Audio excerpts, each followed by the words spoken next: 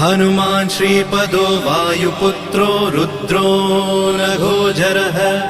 अमृत्यवीरवीरश्च ग्रामवासो जनाश्रयः धनदो निर्गुणः शूरो वीरो निधिपतिर्मुनिः पिङ्गाक्षो वरदो वाग्मी सीता शोकविनाशकः शिवः शर्वः परो व्यक्तो व्यक्तो धराधरः पिङ्गकेशः पिङ्गरोमा श्रुतिगम्यः सनातनः अनादिर्भगवान् देवो विश्वहेतुर्जनाश्रयः आरोग्यकर्ता विश्वेशो विश्वनाथो हरीश्वरः भर्गो रामो रामभक्तः कल्याणप्रकृतिस्थिरः विश्वम्भरो विश्वमूर्तिर्